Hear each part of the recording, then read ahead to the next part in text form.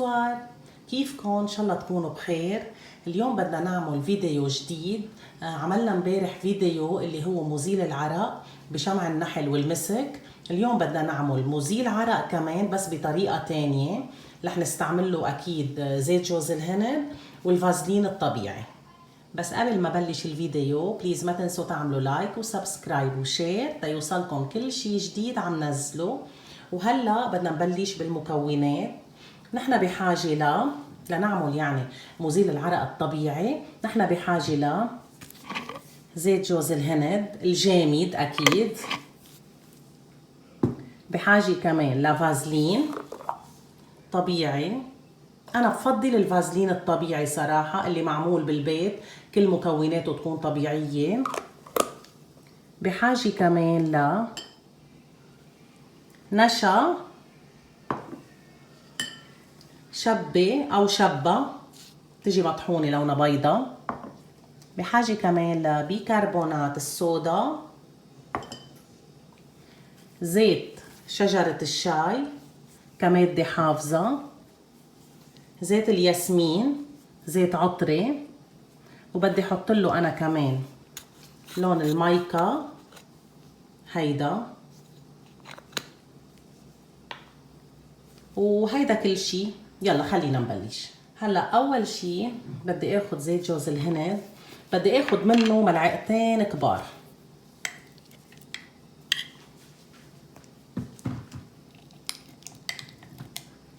هو بالشتا صعب شوي نطلعه من المرطبين. هاي ملعقة.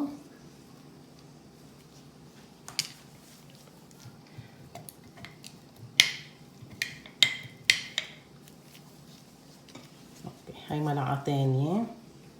نحط بعد شوي لنتليها أكتر.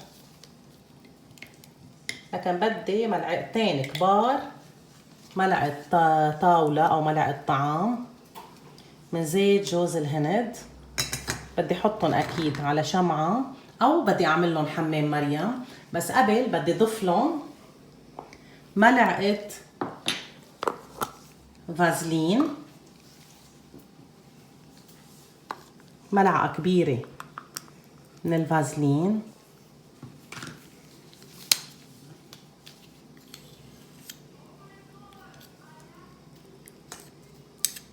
وبدي اعمل لهم حمام مريم او بدي ذوبهم هيك على شمعة ناعمة ليدوبوا على مهلهم على الاخير، وبنرجع بنضيف لهم المكونات الباقية. هلا مثل ما شفتوا بلشوا زيت جوز الهند مع الفازلين بلشوا يدوبوا عندي. اكيد ما بدي اياهم يغلوا، انا عم سخنهم تسخين بس ليدوبوا، وبرجع بطفي عليهم وبضيف لهم المكونات الثانيه. عملت مزيل عرق من قبل عملته، برجيكم بس اللون شو حلو طلع. هيدا لونه ليكو شو مرتب. انا ما منشان انا عاملته يعني بس عن جد ليكو شو مرتب، لونه كتير حلو. رح نحرك هدول احسن ما ننساهم. ايه وعملته بهيدا اللون.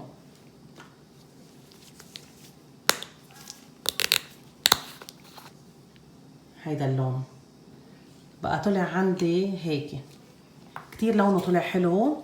وحطيت له الاوركيديه زيت العطري، وعملته بنفس الطريقه اللي هلا عم بشتغلكم اياها.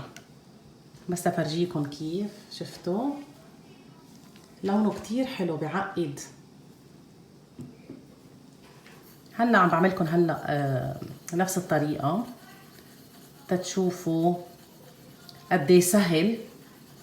في منهم بحطوا بدل الفازلين زبدة الشيا. انا ما بنصح ابدا صراحة، لانه زبدة الشيا بحسها بتزنخ، يعني ما بحبها ابدا. وفضل الفازلين الطبيعي عليها، لانه الفازلين الطبيعي مثل ما بتعرفوا من الزيوت ومعمول من شمع النحل كتير حلو.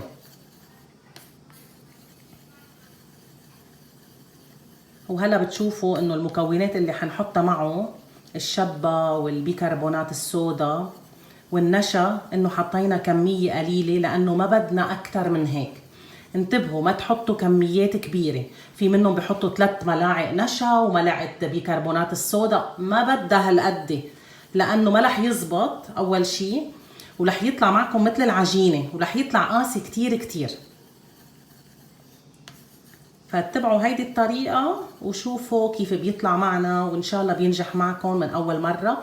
بس أكيد بدكم تتبعوا بالمقادير، يعني ما حدا يقول لي حطيت هالقد وما حطيت هالقد، نفس المقادير لينجح معكم. أنا بعملهم عن تجربة، ما إنه بعمل هيك مني لحالي، لا، مثل ما شفتوا هيدي المقادير. ليكوا كيف طلع معي،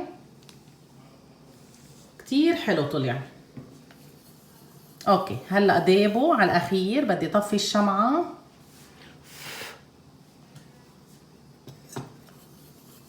بدي زد لون المكونات الثانية. اوكي اول شي بدي زيد النشا، اكيد مع التحريك. هلا بدنا نحرك دغري.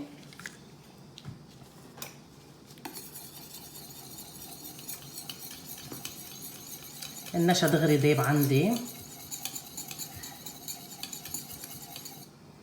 بس بدي زيد ورا منها الشبة او الشبة.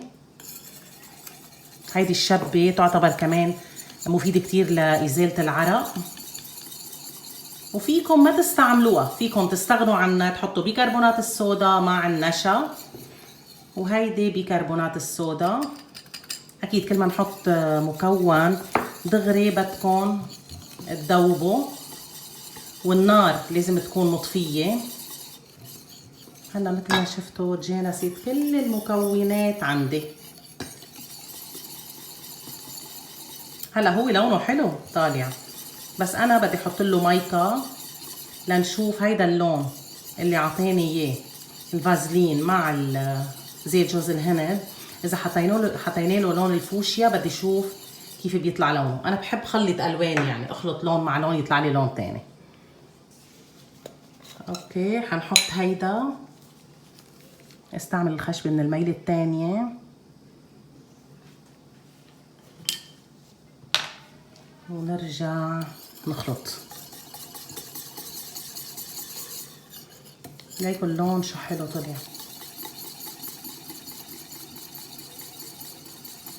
الزيوت العطرية بنحطها اخر شي لما بنطفي النار، بيبرد شوي.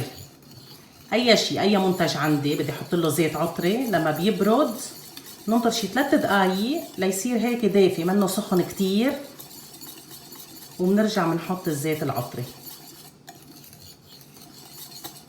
ليكوا لونه شو حلو، كتير لونه حلو.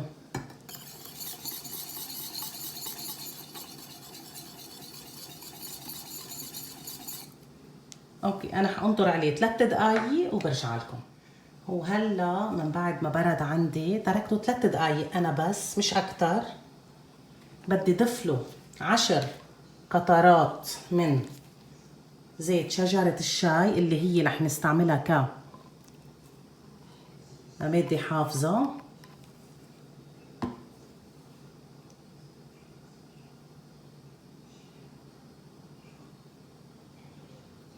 اوكي كان وقع الموبايل مثل العادة. اوكي حطينا لكن 10 قطرات من زيت شجرة الشاي، وبدي احط له كمان زيت الياسمين كزيت عطري. انا بحط قد ما بدي، بحب ريحة الياسمين كتير. حطيت تقريبا شي 7 قطرات، بس انا بشوف الريحة، اذا بده بعد برجع بزتله.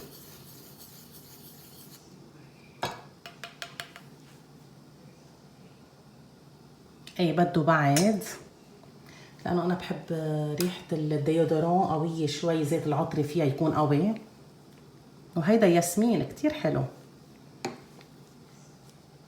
حنرجع نحركهم.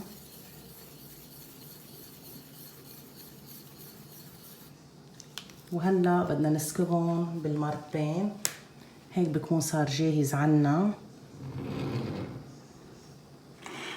هيدا المرتبين اكيد معقم.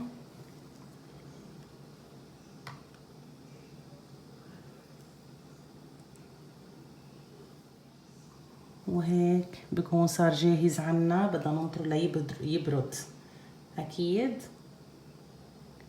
وبرجع فرجيكم اياه بالشكل النهائي. وهيدا شكله النهائي من بعد ما برد عندي. كتير حلو، لونه كتير حلو طلع كمان. هيدا بتستعملوه هو هيدا مزيل عرق لمنطقة تحت الباط. بينحط كمية قليلة جدا لأنه هيدا فيه زيت جوز الهند وفيه زيوت، فبس هيك كمية بسيطة كتير بعد الاستحمام. وهيدا منتج بينحفظ بعيد عن الشمس لأنه فيه زيت جوز الهند. واذا كنتوا عم تشوفوني بالصيفيه ما بنصحكم تعملوه هيدا ابدا، هيدا منتج للشتاء، لانه مثل ما بتعرفوا زيت جوز الهند بصير سائل بالصيف، بس بالشتاء اكيد بضله محافظ على الصلابه تبعيته.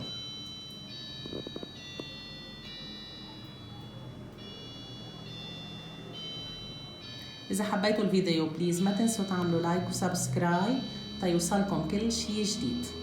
ميرسي.